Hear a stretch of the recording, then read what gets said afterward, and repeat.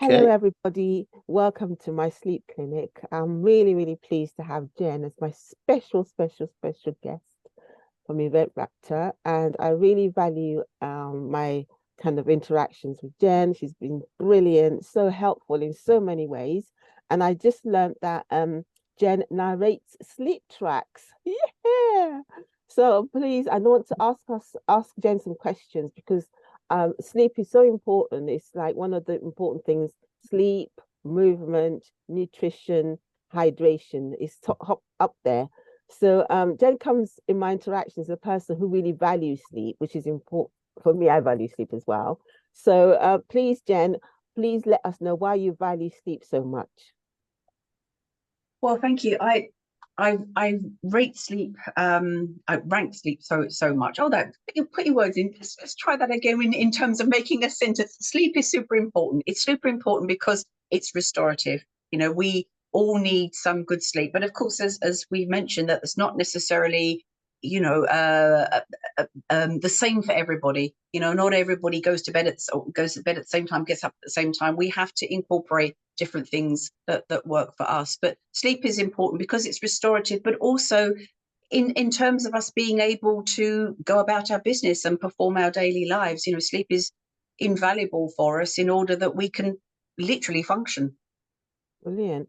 And when you couldn't actually sleep, or when other people couldn't sleep, what kind of things kind of work for them? Well, again, it depends on doing something that works for you. So, for example, if I can't sleep, I have a notepad by my side of the bed, so I write things down. And I think that the action of doing that means it's out of my head, it's somewhere else, and I've parked it. And I haven't means I haven't gotten up and tried to find a pen or gone back to my computer or my laptop or whatever. But also, as I was mentioning, for me, I found that working things out in my head, for example, going through my cupboards, thinking about what are we going to eat this week? I've got this and I've got that. Let me figure out what we're going to eat this week. I could do this with that. And it's almost like a meditative thing, if you like. Yeah. It's just keeps my brain busy, but not in a, not in a hugely active way. And then I invariably fall asleep. And then I often wake up the next morning thinking, I know what I'm going to do for dinner. So double bubble. Brilliant. Brilliant. That's really good. And I think what you also mentioned that some of your family, they feel tired and then they sleep and it's almost like a miracle, Yeah, especially I think you mentioned, if you don't mind me saying, your daughter. She comes yeah. in and she's tired and then she sleeps. It's like, she feels so much better.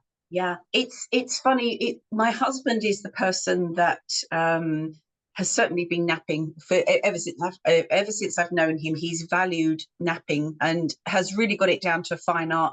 In as much as if he says, "Can I nap? I'm going to nap for 20 minutes," and if my alarm doesn't go off or something, can you wake me? And Yeah, if you leave him longer, then it messes things up. So for yeah, him, he's obviously got that down to a fine art. But yeah, also, yes, you're absolutely right. For our daughter, certainly for her, sleep is very restorative. She's yeah. one of these people. She's a little sensitive. She also has some health challenges as well, that if Mhm. you like, she gets herself in a pickle. And Mm. so she'll often come home and say, "Oh, I know I'm just home, but would you mind if we go to bed?" It's kind of like, Yeah, off you go. And it's, yeah, again, I think because she's then out of her own environment where she's at university studying, she's going yeah, back to her bedroom. There's that, if you like, that anchoring in terms of NLP. yeah, She just goes, she knows nothing is expected of her, and she'll yeah, just go and sleep and sleep. And she will. I mean, she literally is. As a child, actually, she was one of these children that actually slept for 12 hours and was awake yeah, for 12 hours. yeah. So she will Amazing. go and sleep, and then Yeah, it is like you've hit the reset button. So for yeah, her, she's awake then, and it's like it's all that stuff where she's built up or maybe studied late into the night or got up early. It's a big reset for her. So yeah. it's Brilliant. doing, as we've said, doing what works best for you, and that's certainly something that works really well for her. Yeah, and not feel guilty as well, because some of us we feel guilty if we're resting or sleeping or napping.